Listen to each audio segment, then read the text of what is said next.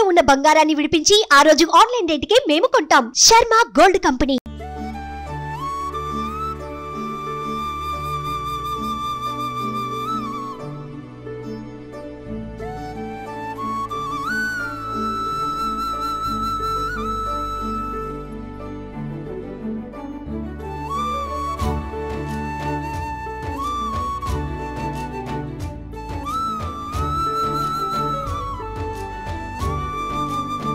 నమస్తే రమగారు. నమస్తే జయ.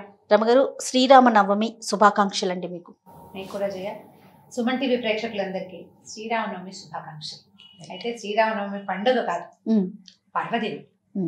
అంటే తప్పకుండా ఆచరించవలసిన, జ్ఞాపకం పెట్టుకోవలసిన రోజు. అవును, దాన్ని పండగలాగా చేసుకుంటాం మనం. ఊరు వాడ కళ్యాణం నిర్వహిస్తూ, కానీ ప్రతి గ్రామంలో కూడా ఏ దేవాలయం ఉన్నా లేకపోయినా శ్రీరాములు వారి దేవాలయం మాత్రం ఖచ్చితంగా ఉంటుందంటారు కదండి. రామ మండపం అంటే రామ మందిరం, రామ మందిరం ఊళ్ళలో రాంకూళ్ళు అంటారు. చిన్న మండపం అయినా ఒక చిన్న మందిరం, రామ భజన మందిరం తప్పకుండా ఉంటే. రామాలయం లేని గ్రామం లేదు, గ్రామం లేదు భారతదేశంలో. ఎంత చిన్న పల్లెటూరులో అయినా రాముడికి ఒక పటము, రాముడికి ఒక గుర్తింపు, రాముడి పేరు తెలియని ఊరే లేదు. అవునండి. మరి ఈ పర్వదినం గురించి ఒక్కసారి మనం మాట్లాడుకుంటూ, పానకం వడపప్పు ప్రధానంగా చేసుకుంటాం కాబట్టి అవి చేసుకుంటూ ఈ పర్వదినాన్ని ఎలా జరుపుకోవాలో మాట్లాడుకుందాం రమగారు. తప్పకుండా జయ. అయితే ఇప్పుడు శ్రీరామనవమి రోజున ఇది ఎలా వస్తుంది మనకి? ఋతువు మారి వసంత ఋతువు రాగానే వచ్చిన వారం 10 రోజుల కల్లా శ్రీరామనవమి. అవును అవును. ఈ ఋతుకాలానికి, ఈ ఋతువుకి అంటే అనువైనటువంటి ఆహారంగానే పానకాన్ని నిర్ధారించారు. బహుశా మరి మన మన ముందు యుగంలో అంటే ద్వాపర యుగంలో పాండవులు వాళ్ళు ఉన్న కాలంలో పానకం చేసి ఉండకపోవచ్చు. మన కాలంలో కూడా కొన్ని వందల సంవత్సరాల క్రితం ఇది బహుశా ఫిక్స్ అయ్యి ఉండొచ్చు అని అనిపిస్తుంది. మీకు తెలిసినంత వరకు అలాగనే అనిపిస్తుంది. ఎందుకంటే మహాభారతంలో కథల్లో ఎక్కడైనా శ్రీరామనవమి పర్వదినము శ్రీరామనవమి చేశారు అనే ప్రస్తావన చాలా తక్కువగా కనిపిస్తుంది. రాముడి ప్రస్తావన ఉంటుంది, రాముడి ప్రస్తావన ఉంది అక్కడక్కడ, కానీ శ్రీరామనవమి పర్వదినంగా దాన్ని జరపటము లేదు. కానీ మన యుగంలో చాలా కాలంగానే ఉంది. ఓకే, కొన్ని వందల సంవత్సరాలుగా శ్రీరామనవమి చేసుకోవటం ఉంది. మనకు ముందున్న పెద్దవాళ్ళు ఎవరైనా దీన్ని ఏర్పరిచి ఉండొచ్చు బహుశా. ఇప్పుడు సీజన్ కి అనుసరించి మనం ఈ పానకం వడపప్పు, ఎండాకాలం వచ్చేస్తుంది, వేసవి తాపాన్ని తట్టుకునేందుకు. పైగా కళ్యాణం అంటే పొద్దు నుంచి మధ్యాహ్నం దాకా అక్కడే కూర్చుని ఉంటాం మండపాల్లో. తర్వాత ఏమో మనం మధ్యాహ్నం అయ్యేసరికి కళ్యాణం చేస్తారు. నిజానికి ఇదేమిటిది? రాముల వారి కళ్యాణం, పుట్టినరోజు. పుట్టినరోజుని మనం కళ్యాణం పుట్టినరోజునే మనం కళ్యాణం కూడా జరుపుకుంటాం. అంటే సీతారాములు విశేషమైన దాంపత్యానికి గుర్తు. దాన్ని ఇప్పుడు ఇవాళ కాకపోతే ఇంకొక రోజు ఎప్పుడైనా జరుపుకునే అవకాశం లేదు. ఈ లేకపోవటం వల్ల ఏంటంటే ఈ వచ్చిన జన్మదినాన్ని పురస్కరించుకుని శ్రీరాముడు సీతని విడనాడి, సీత లేకుండా ఆయన శ్రీరాముడు కానే కాదు, సీతానాయకుడుగానే ఆయన గుర్తింపు. అంతే.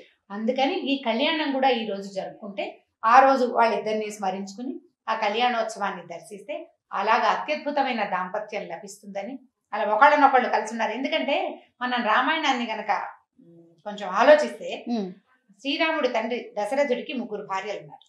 వీళ్ళు కాకుండా అంతఃపుర కాంతలు 300 మంది ఉన్నారట. 3 ప్రత్యేకమైన రాణులు కాకుండా అంతఃపుర కాంతలు ఉన్నారు. ఆయన ముందు యుగాల్లో, ఆయన ముందు తరాల్లో కూడా వివాహాలు జరిగిన వాళ్ళు ఉన్నారు. కానీ రాముడు ఏకపత్ని వ్రతుడు. అవును, ఒకే భార్య. మొత్తం రామాయణంలో సీతాదేవి మినహాయించి ఆయన ఎవరితోటి ఎక్కడా ఏ సందర్భంలోనూ చెప్పబడలేదు. ఇలా ఆదర్శ ఏకపత్ని వ్రతుడు అవటం వల్ల ఈ అద్భుతమైన దాంపత్యాన్ని మనం ఆ రోజు కనుక జ్ఞాపకం చేసుకుంటే సంవత్సరం అంతా మనం దాన్ని అనుకరిస్తామని, మనకి ఒక వరవడిగా, అపురూపమైన దాంపత్యానికి వరవడిగానే వీరి కళ్యాణాన్ని ఈ రోజు మనం చేసుకుంటాం. దాంపత్యానికి నిదర్శనంగా రాముల వారిని చెప్పుకుంటాం కదా, సీతారాముల వారిని మనం చేసుకుంటూ మాట్లాడదామండి. పానకం చేసుకుందాం. మామూలుగా పానకం అంటే ఏం చేస్తాము? బెల్లము, అందులో నీళ్ళు పోస్తాం, అంతే కదా. ఏలకాయలు, తర్వాత మిరియాలు.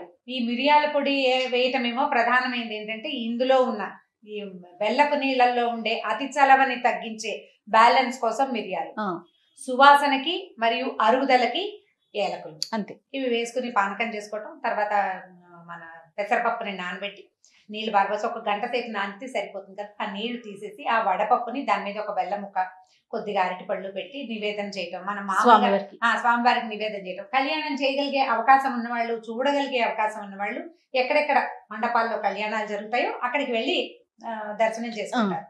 ఇంట్లో మాత్రం మనం ఉండేవాళ్ళం ఏం చేసుకుంటాము, ఇది వరకు రేడియోలో వినేవాళ్ళం.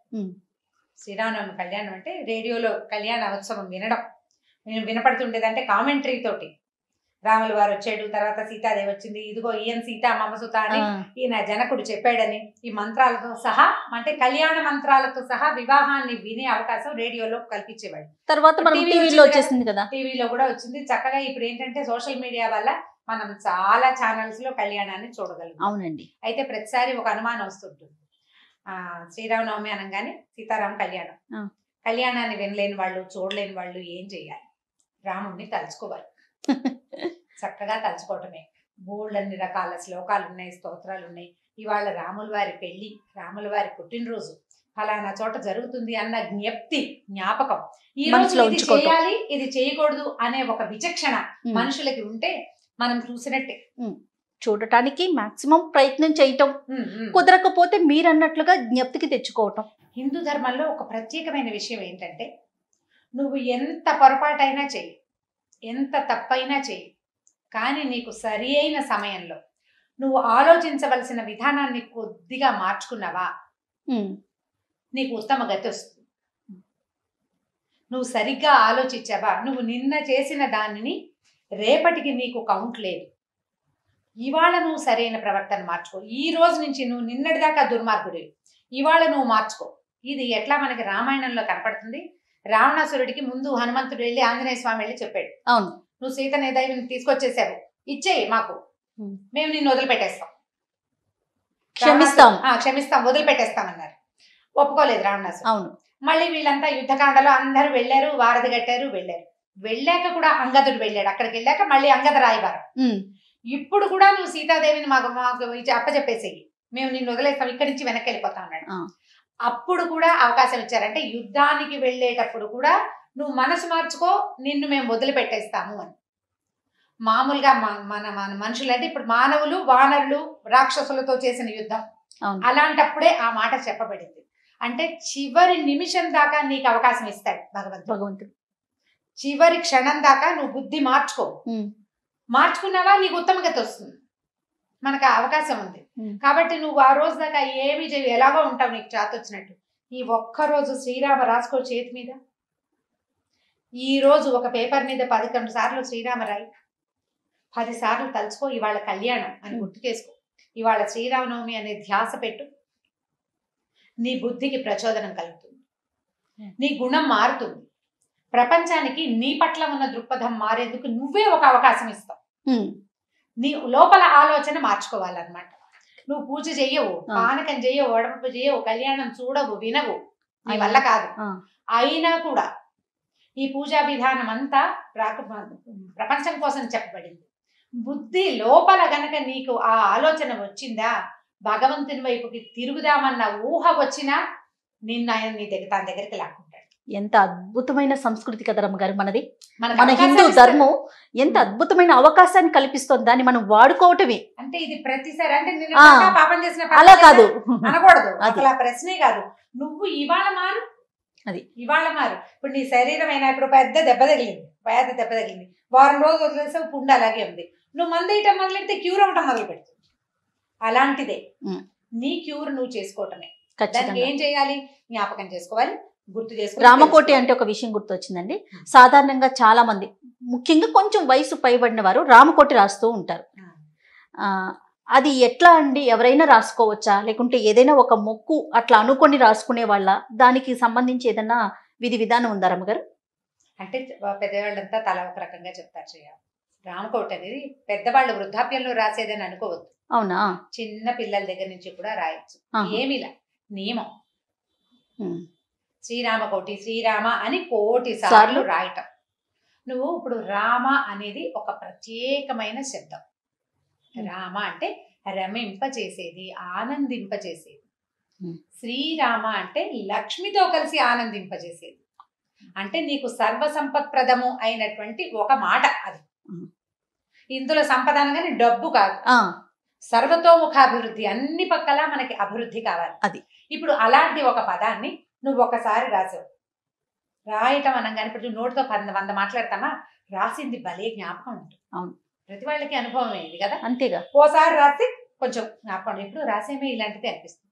రెండోసారి, మూడోసారి, నాలుగోసారి ఇట్లా రాస్తూ ఉన్నావనుకో, నీ బుద్ధి ఏమవుతుంది, రాతిలోకి వెళ్ళిపోతుంది, కేంద్రీకృతమైంది కదా, బుద్ధి అందులోకి వెళ్తుంది. అప్పుడు నువ్వు ఇది ఒక పాజిటివ్ సౌండ్ ని, అంటే విపరీతమైన ఎనర్జీని ఉత్పన్నం చేసే ఒక శబ్దాన్ని నువ్వు రాయాలంటే లోపల అనకుండా రాయగలమా? రాయలేం కదా. లోపల అంటాము, పైకి అనుకుంటాము, మనసులోకి వెళ్తుంది, లోపలికి వెళ్తుంది. నువ్వు ఇలా రాసేసరికి ఏమవుతుంది, ఒక పాజిటివ్ ఎనర్జీ పెరుగుతుంది మనకి. పిల్లలతో కూడా రాయించవచ్చు నియమంగా. దానికి ఏంటి, మన అన్నం తిని రాయకూడదు, లేదా మంచం మీద కూర్చుని రాయకూడదు, అశుభ్రంగా ఉన్న పరిసరాల్లో రాయకూడదు. ఇలాంటి కొన్ని నియమాలు పెట్టారు. వీటన్నిటితో ఏమవుతాయి, నువ్వు పొద్దున్నే లేస్తావు, వాకిలి ఉడ్చుకుని ముగ్గేసుకుంటావు, ఇల్లు ఉడ్చి తడిబట్టి పెడతావు, స్నానం చేస్తావు, ఏదో దీపారాధన చేసుకుంటావు, వంట చేసుకుంటావు, పని చేసుకుంటావు, లేదా బజార్ వెళ్తావు, లేదా ఆఫీస్కి వెళ్తావు. భోజనం చేసే ముందు రాయాలంటే, భోజనం చేసే ముందు ఈ పని చేయాలన్నది ఒక నియమం నీ జీవితానికి ఏర్పడుతుంది. నియమం ఉన్న జీవితమే నిలబడుతుంది. ఏ నియమము లేని వాడికి నిలబడడానికి కూడా సందేహమే లేదు, నిలబడే అవకాశం కూడా లేదు. అవునండి, మన బుద్ధికి ఆ నియమాన్ని ఏర్పరుస్తుంది. నువ్వు ఇలా పాజిటివ్ ఎనర్జీ వచ్చే వర్డ్స్ ని, ఇదే కాదు, శ్రీరామ మనకి ఏళ్ల తరబడి, మనకి తరాల వెంబడి అలవాటైంది రామకోటి అని. ఏది భగవన్నామైనా రాసుకోవచ్చు. శ్రీరామనామం ఏంటంటే ఎక్కువ ఎనర్జీ ఉన్న అక్షరాలు, చాలా శక్తి ఉంది వాటిలో. నువ్వు 10 సార్లు అనుకుని చూడు, రోజు శ్రీరామ్ అనుకో, నీ మొహంలోకి వెలుగు వస్తుంది, ప్రజలు నిన్ను గుర్తిస్తారు. నీకు ఎక్కడ పని, అవతల వాడు నీ పని చేసేస్తాడు అనుకోవద్దు, నీ పని చేయడానికి కావాల్సిన పరిస్థితులు నీకు ఏర్పడతాయి. అవును, అంతేగాని అదేదో సినిమాటిక్ గా నీ మొహం చూడగానే అవతల వాడికి బుద్ధి ప్రచోదనం అయిపోతుంది అలా అనుకోవడానికి వీల్లేదు. పాజిటివ్ ఎనర్జీ, నువ్వు రాగానే అవతల వాడికి అయ్యో పాపం వీడు ఏదో బాధపడుతున్నాడు, వీడు పని చేద్దాం అనిపిస్తుంది. నీలో ఉన్న ఆ పాజిటివిటీ ఎదుర్కొంటే ఆ వాడికి తెలుస్తుంది. ఎలాగా, మనం ఒక గంధం రాసుకుని పక్క వాళ్ళ ఇంటికి వెళ్ళామనుకో, ఆ వాసన మీది అని అడుగుతారు. అట్లా అలా ఈ పాజిటివిటీని పెంపొందించడం. దానికి నియమాలు ఏంటంటే, సాధారణ నియమం ఇల్లు శుభ్రంగా ఉండటం, మనం శుభ్రంగా ఉండటం, మనసు శుభ్రంగా ఉండటం. రోజు కనీసం ఒక 11 నుంచి 100 నామాల దాకా రాయొచ్చు. పిల్లలతో కూడా రాయించవచ్చు. నేనేం చేస్తానంటే, నిద్ర లేవగానే చేతిలో రాసుకుంటాను. ఒక స్వామివారు జిఎం గారి చిన్నజీయర్ స్వామీజీ చెప్పారన్నారు, నేనైతే ప్రత్యక్షంగా వినలేదు. ఇక్కడ మనకి నెర్వ్ ఉంటుంది కదా, ఈ నెర్వ్ మీద రాసుకోమంటారు చెయ్యాలి ఇట్లా. ఇలా ఇప్పుడు చేతి మీద రాసేమా, మళ్ళీ మళ్ళీ మళ్ళీ మళ్ళీ రాసుకోవటం. ఈ నెంబర్ ఆఫ్ టైమ్స్ రాయటం వల్ల ఏమవుతుందంటే, మనకి లోపలికి కూడా, అంటే బ్లడ్ ఫ్లోలో కూడా పాజిటివిటీ పెరుగుతుందని అన్నారట. ఎవరో చెప్పారు నాకు, నేను ప్రత్యక్షంగా వారు చెప్పింది అయితే నేను వినలా. నాకు ముందు నుంచి అలవాటు ఉంది, నిద్ర లేవగానే రాసుకోవటం. ఒకసారి శ్రీరామ్ రాసు కళ్ళు కత్తుకుంటాను. ఇది పాత అలవాటు, మా ఇంట్లో లేదు, మా ఇంట్లో ఉన్న అలవాటు కాదు. నేను తిరుపతిలో చదువుకునేటప్పుడు ఒక గురువుగారు చెప్పారు నాకు, శ్రీరామ్ రాసుకో చేతిలో, పొద్దున్నే కళ్ళ మీద ఇలా చేతులు పెట్టుకోండి అని. ఈ శ్రీరామ్ రాసుకుని ఈ కంటిని, ఈ చేతిని ముఖం మీద పెట్టుకోవటం అనమాట. దానివల్ల పాజిటివ్ ఎనర్జీ వస్తుంది. ఏ రకమైన పద్ధతినైనా తీసుకోవచ్చు. మనం పిల్లలకి అక్షరాలు తెలుగు రాదు, ఒట్టి శ్రీరామ రాయడం నేర్పించవచ్చు కదా మనం. పాజిటివ్ ఎనర్జీ అది మనకు ఉపయోగపడుతుంది. ఇప్పుడు దీనివల్ల ఏం వస్తుంది అంటే, నీకు ప్రత్యక్షంగా మెటీరియలిస్టిక్ గా ఏ థింగ్స్ మీకు కనిపించవు, కరెక్ట్ అండి. కానీ పాజిటివిటీని మీరు ఫీల్ అవుతారు. పాజిటివ్ థింగ్ ని మనం ఫీల్ అవుతాం, ఆటోమేటిక్ గా తెలుస్తుంది మనకి. ఒక రోజులో 2 రోజుల్లో కాదు, నిత్యము నియమంగా చేయటం వల్ల. అయితే అదే ఆలోచనతో ముందుకెళ్ళాలి, మనసుని కేంద్రీకరించాలి. అప్పుడే కదా రమ్మగారు ఆ పాజిటివిటీ అనే దాన్ని మనం ఫీల్ అవ్వగలుగుతాం. ఏమవుతుందో చూద్దాము అనే ఆ ఇంట్రెస్ట్ తో కన్నా పరీక్ష చేసే ప్రయత్నం చేయొద్దు. అదే పరీక్షలు చేయకూడదు. రమ్మగారు పానకం చేద్దామండి. చేద్దామమ్మా. ఆ నీళ్ళ గిన్నందుకో ఇటు. ఈరోజు ఇంట్లో చేసుకునే పూజా విధానం కూడా ఒకసారి మాట్లాడుకుందాం రమ్మగారు. ఎందుకంటే అందరం మంటపాలకి వెళ్ళలేకపోతాం కదా. ఇంట్లో అసలు ఏ విధంగా మనం మొదలు పెట్టాలండి? ఏ విధంగా మొదలు పెట్టాలి? మన ఇంట్లో రాముల వారి పటం ఉంటే పటాన్ని చక్కగా అలంకరించుకోవటం, పటం అలంకరించుకుని పొద్దున్నే స్నానం చేసి, అంటే అభ్యంగన స్నానం ఈ శ్రీరామనవమి రోజున చెప్పరు. శ్రీరామనవమి రోజు పరిశుద్ధంగా ఉండటమే, శుభ్రంగా ఉండటం, తలస్నానం చేయమంటారు. కానీ మనం ఉగాది పర్వదినానికి మాత్రం అనుకుంటాం కదండి అభ్యంగన స్నానం చేయాలని. దీనికైతే చెప్పట్లేదు, కానీ స్నానం చేయటం శుభ్రంగా, ఇల్లు వాకిలి శుభ్రపరచుకోవటం, చక్కగా కసిన పువ్వులు అవి వడపప్పు కోసం పెసరపప్పు నానబెట్టుకోవటం, పానకం కల్పించుకోవటం.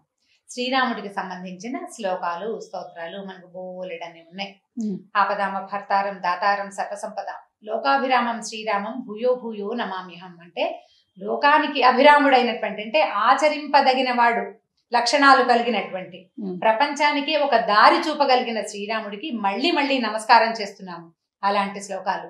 శ్రీరామచంద్రశ్రిత పారిజాత సమస్త కళ్యాణ గుణాభిరామ సీతాముఖాంభోరుహ చెంచరీకో నిరంతరం మంగళమాతనూతు. ఈ శ్లోకం చూడు. నిరంతరము సీతాదేవి ముఖాన్నే చూసేటువంటి శ్రీరాముడు మనని రక్షించుగాక. సీత తప్ప రెండో ముఖాన్ని చూడని తుమ్మెదట శ్రీరాముడు. తుమ్మెదలు చూడు మనకు అన్ని పువ్వుల మీద తిరుగుతాయి, కానీ సీతాముఖాంభోరం, సీతాదేవి ముఖపద్మం అనే దాని వైపే చూసేటువంటి చెంచరీకమైన శ్రీరాముడిని తలుచుకోవాలి. ఆయన మనకి కళ్యాణాన్ని కలిగించాలి, మనకి మంచిని కలిగించాలి. ఏకపత్ని వ్రతుడు. ఏకపత్ని వ్రతుడు. సీత తప్ప రెండో స్త్రీకి స్థానం లేని జీవితం శ్రీరాముడు. ఇప్పుడు రాముడు ధర్మప్రభు మనకు తెలుసు. రామరాజ్యం గురించి చాలా మాట్లాడుకుంటాం. రామరాజ్యం మళ్ళీ రావాలని భావిస్తాం. అయితే మనకు రకరకాల అనుమానాలు ఉంటాయి. ఆవిడ అగ్ని ప్రవేశం చేయించాడని, తర్వాత ఏమో ఆవిడని మళ్ళీ అడవికి పంపేశాడని, మరి అలా చేశాడు కదా అనుమానించాడు, ఇలాంటి రకరకాల మాటలు మాట్లాడతాం. ఇవన్నీ మనకు తెలియని కథలు, మనం ఊహిస్తున్నవి. సీతాదేవి అగ్ని ప్రవేశం శ్రీరాముడు చేయించల. నువ్వు అగ్ని ప్రవేశం చెయ్యి అని రాముడు చెప్పలేదు, తనే నిరూపించుకోవటానికి చేశాడు. ఆయన ఏం చేశాడంటే, నువ్వు నా భార్యవి, నాతో ఉండగా నిన్ను ఒకటి తీసుకెళ్లిపోయాడు, నిన్ను రక్షించడం నా బాధ్యత. భర్త అన్నవాడు భరించువాడు, రక్షించువాడు కూడా. నేను నిన్ను నాతో తీసుకొచ్చా, నిన్ను రక్షించాలి కాబట్టి నిన్ను రక్షించాను. ఇప్పుడు నువ్వు ఎక్కడికి కావాలంటే అక్కడికి వెళ్ళొచ్చు అన్నాడు. ఆవిడ భర్త దగ్గరికి తప్పిస్తే ఇంకెక్కడికి వెళ్లే ఉద్దేశం లేదు. అందుకని తన పాతివ్రత్యాన్ని తను నిరూపించుకుంది, అంతే తప్ప ఆయన చెప్పలేదు. ఆయన అగ్ని ప్రవేశం చేయమని ఆయన అనలేదు, చెప్పల. మనం రేపు రామాయణం, సంపూర్ణ రామాయణం చేస్తాం కదా, అప్పుడు తెలుస్తుంది. వాల్మీకి రామాయణంలో ఏం చెప్పబడింది. మనకి రామాయణం ఎలా తెలుసు? వాల్మీకి ద్వారా. అంతే. ఆ తర్వాత ఇంకా బోల్డ్ రామాయణాలు పుట్టినాయి. బోల్డ్ అని వాళ్ళు రకరకాల రాసిన వాళ్ళు వాళ్ళ స్వకపోల కల్పితాలు, వాళ్ళ నోట్లో పుట్టిన కథలు ఎన్నైనా చెప్తారు. కానీ రామాయణానికి మనకి ఆధారం వాల్మీకే కదా. వాల్మీకంలో ఇలాగే చెప్పబడింది.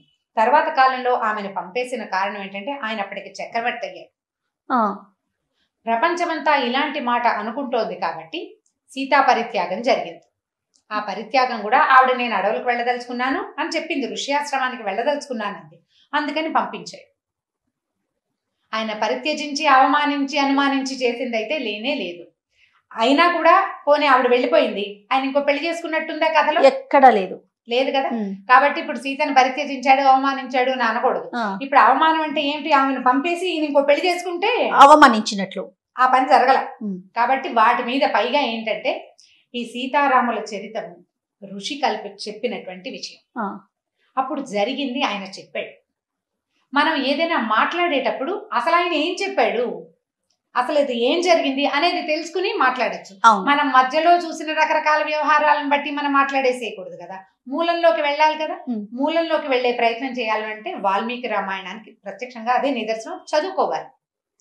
అప్పుడు చెప్పబడిన కారణం వేరు. అయితే ఇప్పుడు ఇందులో బెల్లం వేసేసాము నీళ్ళలో. అవునండి. కొంచెం ఏలక పొడి, మిరియాల పొడి.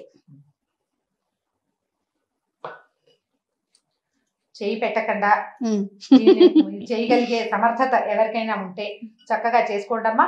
పానకాన్ని నేను చేయి పెట్టాను కాబట్టి మీరు కూడా పెట్టాలని అనుకోవద్దు. ఇవాళ రేపు బెల్లం ఎలా ఉందంటే, అది బాగా నలిపితే గానీ నలగదు. చేతులకి క్రీములు గీములు అవన్నీ ఉంటే మాత్రం చేయి పెట్టబోకండి. నేను చాలా జాగ్రత్తగా చేయి కడుక్కుని ఈ పని చేస్తున్నాను. మనం మిగిలిన వాళ్ళకి ప్రసాదంగా ఇస్తాం కదా, ప్రధానంగా దేవుడికి సమర్పించేటప్పుడు రుచి చూడకూడదు. అవునండి. కాబట్టి కొంచెం బెల్లం ఇతోధికంగా వేసుకుంటే, తర్వాత పైగా పానకంలో బెల్లం తక్కువైందని పాయసంలో వేసుకున్నట్టుగా పంచదార వేసుకోకూడదు. నైవేద్యం చేసి కేవలం బెల్లంతోనే చేసుకోవాలి. అంటే నైవేద్యం పెట్టిన తర్వాత మళ్ళీ దానికి రిపేర్ చేయకూడదు అంటారు. కాబట్టి మనం ఏం చేయొచ్చు, ముందుగానే కొంచెం ఎక్కువగా కాస్త రంగు కనపడేలాగా ఈ పానకపు రంగు ముదురు రంగులోకి రావాలి. బెల్లాన్ని మనం తడపంగానే ఒక రకమైన రంగు అంటూ వస్తుంది మనకి చేతిలో. కంటే ఇలా నలిపామనుకోండి ఎలా వస్తుంది, అది మన చల్మిడి రంగులోకి వస్తుంది. అట్లా కొంచెం ముదురు రంగులోకి పానకం వస్తే సరిపోతుంది. తర్వాత ఇంట్లో మనం ఉదయమే పానకం వడపప్పు రెడీ చేసుకుంటాం కదా, చేసుకుంటాము. దీంతో పాటు మీరు పాయసం చేసుకోవచ్చు. వివాహము వేడుక జరుగుతుంది కాబట్టి పాయసము, పులిహోర, బొబ్బట్లు, తర్వాత ఏమో బూరెలు లాంటివి అవన్నీ కూడా చేసుకోవచ్చు అమ్మా, మీ ఓపిక. లేకపోతే సులువుగా ఏంటంటే పాయసము, వడపప్పు, ఒక కొబ్బరికాయ కొట్టడము, కాసిన అరటిపళ్ళు, 4 పదార్థాలు, ఆ పాయసం కొద్దిగా ఏదైనా చిన్నగా తీయటి పదార్థం చేసుకుంటే అది కూడా చేసుకుని రాముల వారి దగ్గర ఈ మన ఎక్కడైతే మన దేవతార్చన జరుగుతుందో అక్కడ మన పటం, రాముల వారి పటానికి అర్చన చేసుకోవటం. ఇది రామ అష్టోత్తర నామావళి కన్నా దొరుకుతుంది, మన పుస్తకాల్లో ఉంటుంది. లేకపోతే 4-5 శ్లోకాలు వచ్చు. ఇవి రావు మనకి, ప్రత్యేకంగా చెప్పుకునే స్తోత్రం ఒక శ్లోకం ఒకటి ఉంది, అది చేద్దాం. మా అందరికి విష్ణు సహస్రనామం వచ్చిన వాళ్ళే ఇవాళ రేపు చాలా మంది ఉంటారు. అయితే ఈ విష్ణు సహస్రనామంలో చివరి శ్లోకాల్లో ఏమడిగింది, పార్వతీదేవి అడిగిందట, ఎలాగా లఘువైన ఉపాయం ఏమిటి, ఎట్లా మనం సహస్రనామాన్ని లఘువైన ఉపాయంలో చదువుకోవాలి అంటే విష్ణువు యొక్క 1000 నామాలని సులువుగా చదువుకోవాలి. 1000 రావు మనకి, సులువుగా చదువుకోవాలంటే ఏం చెయ్యాలి? ఇప్పుడు విష్ణు సహస్రనామం చదివే వాళ్ళందరికీ తెలుసు. అవునండి, చివరి శ్లోకాల్లో చెప్పబడుతుంది. ఏం చెప్తారు? ఉత్తర పీఠికలో ఏం చెప్తారు? పార్వతీదేవి అడుగుతుందట, విష్ణు సహస్రనామం ఇంత పెద్దది, అందరూ నామాలు అందరూ చదవలేకపోతే సులువైన మార్గం ఏమిటి అని. సులువైన మార్గం ఈశ్వరుభువాచ, భగవంతుడు అని పరమేశ్వరుడే ఈ శ్లోకం చెప్పాడంటారు. ఈ శ్లోకాన్ని శ్రీరామనవమి రోజున చక్కగా చదువుకోవచ్చు. నెంబర్ ఆఫ్ టైమ్స్, ఎక్కువ సార్లు గనక మనం ఇతరులతో మాట్లాడకుండా కనీసం అభిజిత్ లగ్నం దాకా, అంటే కళ్యాణ వేళ వరకు, మన పూజ మొదలుపెట్టిన దగ్గర నుంచి కళ్యాణం అయ్యే వరకు ఆ శ్లోకాన్ని ఎక్కువ సార్లు కనుక లెక్క పెట్టుకోవద్దు. ఓపికండి మీరు 108 చేస్తాము, 8 చేస్తామంటే అదంతా మన ఇష్టం. అలా గనక చదువుకుంటే ఎక్కువ సార్లు రామనామం చేసిన ఫలితం వస్తుంది, సహస్రనామం చేసిన ఫలితం వస్తుంది. రాముల వారి పుట్టినరోజు మరియు కళ్యాణోత్సవం జరిగే రోజున, అంటే పర్వదినాన మనం చదువుకోవటం వల్ల ఇతోధికమైన పుణ్యఫలం లభిస్తుంది. శ్లోకం చెప్దాం, అందరికీ తెలిసిందే, మళ్ళీ ఇంకొకసారి చెప్పుకుందాం. శ్రీరామ రామ రామేతి రమే రామే మనోరమే సహస్రనామ తత్తుల్యం రామనామ వరాననే. ఈ శ్లోకాన్ని ఎక్కువ సార్లు చదువుకోండి. శ్రీరామ రామ రామేతి రమే రామే మనోరమే సహస్రనామ తత్తుల్యం రామనామం వరాననే. ఎంత స్పష్టంగా చెప్పారంటే రామనామాన్ని గనక చెబితే అది సహస్రనామానికి తుల్యమైనది. ఆ శ్లోకంలో చెప్పింది అదే. శ్రీరామ రామ రామేతి రమే రామే మనోరమే అంటే అమ్మ ఓ మనోరమ అంటే ఈ అమ్మవారికి చెప్తున్నారు పార్వతీదేవికి. ఇది సహస్రనామానికి తుల్యమైనది, మూలమైనదండి, అంటే సమానమైంది. రామ అనేది చెప్పుకుంటే సహస్రనామాలు చెప్పినట్టుగా. అందుకని మన వాళ్ళు చూడండి, చిన్న పొరపాటు అయ్యో రామ అంటారు, అయ్యో దేవుడా అంటారు, రామ అంటారు, మర్చిపోయామా అయ్యో రామ, పొరపాటు జరిగితే అయ్యో రామ. అది మనకి అలవాటు చేసేసారు పెద్దవాళ్ళు. ఎక్కువ సార్లు అనడం వల్ల పాజిటివిటీ పెరుగుతుంది, అంతే. అద్భుతం కదా రమ్మగారు. పానకం అయిపోయింది. నెక్స్ట్ మనం వడపప్పు తర్వాత దీంతో పాటు వడపప్పుకి పెద్ద క్రియా విన్యాసం ఏమీ చేయక్కర్లేదు. ఓ గుప్పెడు మన ఇంట్లో ఉన్న సభ్యులు మనం ప్రసాద వినిమయం ఎంత చేయగలమో అంత పెసరపప్పు 1 గంట ముందు నానబెట్టండి. నీళ్ళు మంచినీళ్ళతోటి శుభ్రంగా 2 సార్లు కడిగి మంచినీళ్ళు పోసి నానబెట్టడం. ఈ మనం ఎప్పుడైతే నైవేద్యం పెట్టుకుంటామో పూజప్పుడు ఆ నీళ్లు వడబోసేసి దాని మీద ఒక చిన్న బెల్లం ముక్క పెట్టుకుని దాన్ని నివేదన చేసేస్తే సరిపోతుంది. దాంతో పాటు పళ్ళు, ఒక కొబ్బరికాయ, ఇంకా పాయసం గీసం మీరు చేయగలిగితే మీరు చలిమిడి చేస్తాను, ఉండ్రాలు చేస్తాను, ఏం చేయాలంటే అది మన ఇష్టం వచ్చినట్టు, మన ఓపిక ఉన్నట్టుగా శక్తి ఉన్నంత మేరకి చేసుకుంటాం. అయితే రమ్మగారు ఇప్పుడు ఆలయాల్లో చేస్తారు, మంటపాల్లో కళ్యాణం నిర్వహిస్తారు కదా, ఇంట్లో కూడా చేసుకోవచ్చు అంటే కళ్యాణం మన ఇష్ట ప్రకారం ఒక పురోహితుడిని పిలిచి కళ్యాణం చేసుకోవచ్చు. మేమేం చేస్తామంటే పురోహితుడిని పిలుచుకోలేము, నేను చేసే విధానం చెప్తాను. బాలకాండలో ఈ రామాయణం ఈ సీతారామ కళ్యాణ సర్గ ఒకటి ఉంది. సీతారామ కళ్యాణ సర్గని చదువుకోవటమే. ఇప్పుడు మనకు చూడు పెళ్లిళ్ళకి మన కళ్యాణం చేసేటప్పుడు బోల్డ్ అంత విధి విధానం కనపడుతుంది, మన వివాహాలు చేసినట్టే. ముందు సూత్రధారణ, తర్వాత ఏమో తలంబరాలు పోయటాలు చూపిస్తారు, అదొక ప్రత్యేకమైన ఘట్టం కదా మనకి. కానీ ఈ సీతారామ కళ్యాణం వాల్మీకి చెప్పిన దాంట్లో అయితే అంత పెద్ద ఘట్టంగా ఏం ఉండదు, ఈజీగానే సింపుల్ గానే ఉంటుంది. అయితే జనక రాజర్షి ఈ రాముడికి చెప్తాడు, ఈయన్ సీతా మమ సుత సహధర్మచరీతవా అని చెప్తారు. ఈ అమ్మాయి సీత, ఈ అమ్మాయి చెయ్యి అందుకో అని. అట్లాగే లక్ష్మణుడికి, భరతుడికి, శత్రుఘ్నుడికి కూడా ఊర్మిళ మాండవి శృతికీర్తుల చేతులు అందించిన శ్లోకాలు చెప్పబడతాయి. వివాహ వేడుక ముగిసింది అని చెప్తారు, ఒక కళ్యాణ ఘట్టం. శివధనుర్భంగము, సీతా కళ్యాణము, ఈ మధ్యలో ఏం చెప్పబడుతుందంటే దశరథ మహారాజుని పిలిపించటము, అంటే రాముడును లక్ష్మణుడు శివధనుర్భంగం దగ్గర ఉన్నారు, తండ్రి లేరు కదా. ఇలా మా పిల్లవాడికి ఇస్తాము అని చెప్పి వీళ్ళు కబురు చేస్తే దశరథుడు రావటము, తర్వాత దశరథ వంశవర్ణన, జనక రాజర్షి వంశవర్ణన, ఒక మొత్తం అధ్యాయం అంతా అదే ఉంటుంది అనమాట, ఒక కాండాన్ని, ఒక సర్గ అంతా. ఈ మధ్యలో సర్గను వదిలిపెట్టి శివధనుర్భంగము, సీతా కళ్యాణం 2 చదువుకుంటాను నేను. ఆ కళ్యాణం దగ్గరికి వెళ్ళలేకపోతాం, టీవీలో కనపడుతుంటుంది, అది చూసినా కూడా ఇది మనం ఇంట్లో చేసుకోవాలి, ఇది చదువుకోవటం. ఒకవేళ మన దగ్గర తెలుగు రామాయణం పుస్తకాలు ఉన్నాయి అనుకోండి, దాంట్లో నుంచి కూడా చాలా పుస్తకాలు దొరుకుతున్నాయి. ముప్పులూరు కామేశ్వరరావు గారు చాలా అద్భుతంగా రాశారు, అది చాలా బాగుంటుంది. శ్రీపాద సుబ్రహ్మణ్య శాస్త్రి గారి రామాయణం రాసినది, ఉషశ్రీ గారి రామాయణం, మొల్ల రామాయణం ఒకటి విన్నాను. మొల్ల రామాయణం అంటే మళ్ళీ అవన్నీ పద్యాల రూపంలో ఉంటాయి, కథలు సామాన్య భాష కదంటారా, కొంచెం గట్టిగా చదువుకున్న వాళ్ళకే తెలుస్తుంది. మామూలు కథగా చదువుకునేటప్పుడు మనం ఇలా చదువుకోవచ్చు కదా, మామూలు రామాయణం చేసుకోవచ్చు, చక్కగా చదువుకోవచ్చు. సీతా కళ్యాణ ఘట్టాన్ని ఎవరు రాసింది దొరికినా సరే చక్కగా చదువుకోవచ్చు. కేవలం కళ్యాణ గాథని మనం చదువుకోవటం అనేటువంటి ఒక మహత్తరమైన విషయం, అంతే. అది చదువుకోవటం, మనం కళ్యాణాన్ని విన్నాము, చూసాము, చదివామంటే సంతోషంగా ఉంటుంది కదా, ఆ సంతోషాన్ని పొందటం ఈ సులువైన మార్గం. నాకంటే సంస్కృతం వచ్చు, నేను వాల్మీకి రామాయణం చదువుకుంటాను. రాని వాళ్ళు సంస్కృతం రాకపోయినా వాల్మీకి రామాయణం చదువుకోవచ్చండి, ఏం మొహమాటమే లేదు. కొంచెం అక్షరాలు తప్పులు రాకుండా చూసుకోండి అంతే. చదివేటప్పుడు తెలుగు బాగా వచ్చినా కూడా చదువుకోవచ్చు, తెలుగు లిపిలో ఉన్నవి మనకి దొరికేస్తాయి, చక్కగా చదువుకోవచ్చు. కళ్యాణ ఘట్టం కొన్నిటికి శ్లోకము తాత్పర్యము ఉన్నవి కనపడతాయి, శ్లోకం ఉంటుంది, కింద అర్థం తెలుస్తుంటుంది, 4-5 సార్లు చదివితే అర్థం అవుతుంది. ఆ ఘట్టం చదువుకుంటే కనుక మంచి, అంటే మనకి ఏమవుతుందంటే ఒక సంతోషం కలుగుతుంది. ప్రధానమైనది ఏంటంటే ఇది మనమే చేస్తున్న ఆనందాన్ని పొందటానికి, మానసిక ఆనందం, అంతే. భగవంతునికి కళ్యాణం, వివాహం జరగటం, అది మనం ప్రత్యక్షంగా చూస్తున్నా చదువుతున్న అనుభూతిని పొందటం వల్ల ఏమవుతుంది, మనకు రాబోయే కాలం మరింత పాజిటివ్గా వెళ్తుంది. అంతే. పానకం అలాగే వడపప్పు సిద్ధమైపోయినాయి, స్వామివారికి సమర్పించడమే లేదు తర్వాత. సరేనండి. మధ్యాహ్నం మనం కళ్యాణం చేసిన తరువాత ఏమన్నా విధి విధానాలు ఏమైనా ఉంటాయా రమ్మగారు? భోజనం చేసి తాంబూలం వేసుకోవటమే. అయితే ఏం చేస్తారంటే, అంటే ప్రతి పండక్కి పర్వదినానికి ఇలాంటి మాటలే చెప్పుకుంటాం. ఈ పర్వదినం రోజున దుర్భాషలు ఆడద్దు, పోట్లాడద్దు, అబద్ధాలు చెప్పకండి. రాముడు సత్యవాది, అసత్యం ఆడడు, ఏకపత్ని వ్రతుడు. మనకు తెలిసింది, ఒకే మాట, ఒకే బాణం, ఒకే భార్య. ఒకే మాట అంటే ఆడిన మాట తప్పని వాడు రాముడు. కనీసం శ్రీరామనవమి రోజైనా ఒక్క అబద్ధం కూడా ఆడకుండా ఉండండి. 1 డే. అన్ని సద్గుణాలే కదా రమ్మగారు, అన్ని మంచి కొడుకు, మంచి తండ్రి, మంచి భర్త, మంచి రాజు, చాలా గొప్ప అన్నయ్య, అన్ని మంచి లక్షణాలే. మధ్యాహ్నం చక్కగా భోజనం చేయటమే అంటారు, అంతేనా రమ్మగారు? తాంబూలం వేసుకోవటం ప్రధానమైంది. అది మీరు ఎప్పుడు చెప్పేవి. అంటే నిత్య జీవితంలో ప్రతి వాళ్ళు ఏదో ఒక తప్పు మాటో, ఏదో ఒక అబద్ధమో తప్పించుకోవటానికో, అవసరానికో ఏదో ఒకటి చెప్పాల్సి వస్తుంది పరిస్థితుల. అయితే మనం రాముల వారి గొప్పతనం అప్పటి నుంచి ఇప్పటిదాకా మనం చెప్పుకుంటోంది ఏంటి, ఒకే మాట, ఒకే బాణం, ఒకే భార్య కదా. అవునండి. కాబట్టి బాణాలు లేవు మనకి, వాగ్బాణాలు మాత్రం బాగా ఉంటాయి. కాబట్టి ఈ మాటలు తగ్గించండి, అబద్ధం ఆడకుండా ఉండండి. ఒక్క శ్రీరాముడి పుట్టినరోజైనా అబద్ధం ఆడవలసి వస్తే మౌనమే శరణ్యంగా ఉండండి, నిశ్శబ్దంగా ఉండండి. చెప్పినట్టు కాదు, చెప్పనట్టు కాదు, పర్వాలేదు, అది కొంచెం నయమే. అబద్ధం చెప్పకుండా ఉండటం, దుర్భాషలు ఆడద్దు, పోట్లాడుకోవద్దు, భార్యలని కేకలేయద్దు.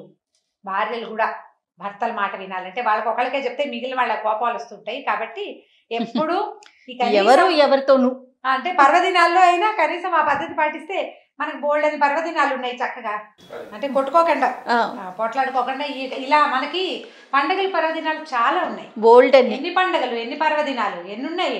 రాముడు పుట్టినరోజు, కృష్ణుడి పుట్టినరోజు, ఆంజనేయ స్వామి పుట్టినరోజు, అమ్మవారి పుట్టినరోజు. ప్రతి నెల అష్టమి అమ్మవారి పుట్టిన దినంగా మనం జరుపుకోవాలి పుట్టినరోజుకి. ఈ రోజుల్లో పోట్లాడుకోకుండా ఉంటే అది అలవాటైపోయి మిగిలిన అన్ని రోజులు ప్రశాంతంగా ఉంటాం మనం, మనశ్శాంతిగా. అబద్ధాలు చెప్పద్దు, పోట్లాడుకోవద్దు.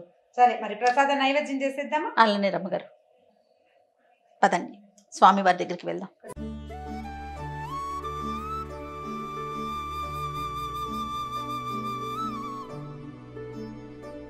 స్వామి వారికి నైవేద్యం సమర్పిద్దామండి. దీపం పెట్టుకొని ముందు దీపారాధన చేద్దాం.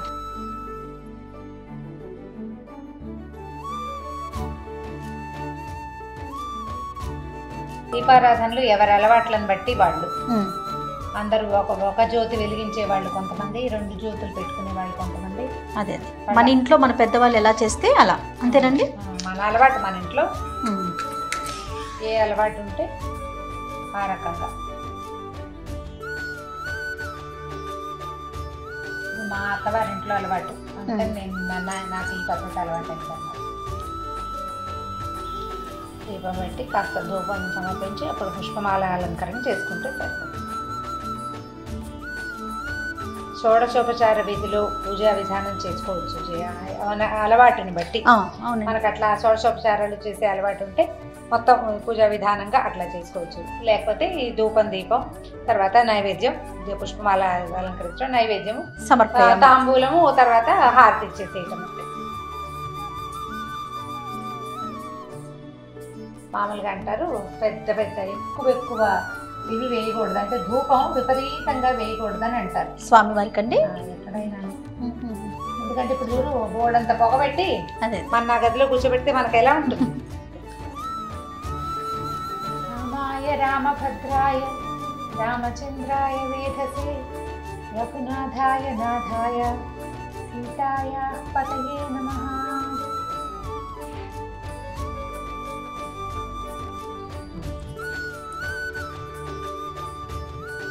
చిన్న రాముల వారికి కూడా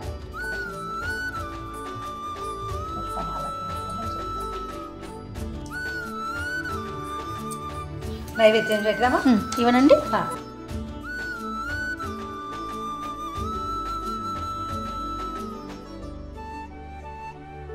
పానకము, వడపప్పు, పళ్ళు. వడపప్పు నైవేద్యం పెట్టేటప్పుడు కాస్త ఒక బెల్లం ముక్క దాని మీద పెట్టుకుంటాం. దీప ధూపాలు ఇచ్చేసాం కదా, నైవేద్యం పెట్టుకుంటాం. ఏం చేస్తాం మనం? వడపప్పు, పానకం, తర్వాత కొబ్బరికాయ ముక్కలు, కొబ్బరికాయ పగలు కొట్టాం కదా, కొబ్బరికాయ కొట్టాము, కొబ్బరికాయ, అరటిపళ్ళు, పళ్ళు నివేదన. పాయసాలు అవి చేయగలిగిన వాళ్ళు చక్కగా చేసుకోవటం, లేకపోతే కొందరు పక్షించాము వస్తుందో ప్రాణాయ స్వామి మధ్య మధ్య ఉత్కపానీయం సమర్పయామి, అమృతాపదానమసి ఉత్తరాపోసనం సమర్పయామి, హస్తౌ ప్రక్షాళయామి, పాదౌ ప్రక్షాళయామి, ముఖే పునరాచమనీయం సమర్పయామి, నమస్కరోమి.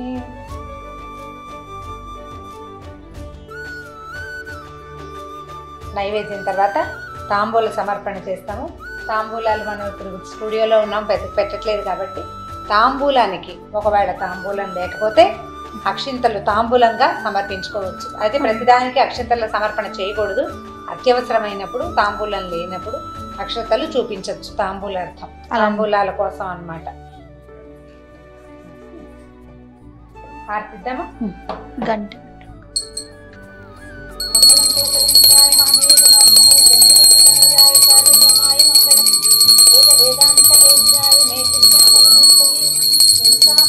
రూపాయ పుణ్యశ్లోకాయ మంగళం.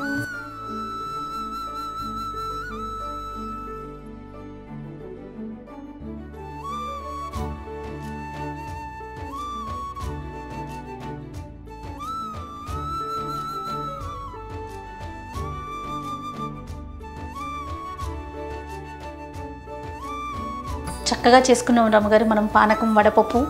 అలాగే ఈరోజు పాటించాల్సిన విధి విధానాలన్నీ కూడాను అందరూ కూడా ఆనందంగా సంతోషంగా శ్రీరామనవమి పండుగని ఒక వేడుకగా జరుపుకోండి. రామకోట ఎలా రాసుకోవాలి, వచ్చే ప్రయోజనం ఏమిటో కూడా చెప్పుకున్నాం కాబట్టి ఈ శ్రీరామనవమి నుంచి మొదలుపెట్టి వచ్చే శ్రీరామనవమి దాకా ప్రతిరోజు నియమం తప్పకుండా శ్రీరామకోటి రాసే అలవాటుని పెంపొందించుకోండి. మీరు పిల్లలు కూడా, పెద్దవాళ్ళు ఎవరైనా మొదలు పెట్టదలుచుకున్నా నవమి నుంచి నవమి దాకా పోటీ పూర్తి చేయగలిగిన వాళ్ళు చేస్తారు. లేకపోయినా కూడా నియమంగా రోజుకొక 11 నామాలు రాయటం అలవాటు చేస్తే పిల్లలకి సానుకూల దృక్పథం ఏర్పడుతుంది. వీలైనంత వరకు కళ్యాణాన్ని చూసే ప్రయత్నం చేసుకోవాలి. అంతేగా రమ్మగారు? చూసే ప్రయత్నం లేదా వినే ప్రయత్నం, అది కాకపోతే చదివే ప్రయత్నమైనా చేయండి. దానివల్ల ఏంటంటే సానుకూల దృక్పథమే భగవంతుని యందు మనకి కలిగిన విశ్వాసాన్ని చూపించుకోవటం.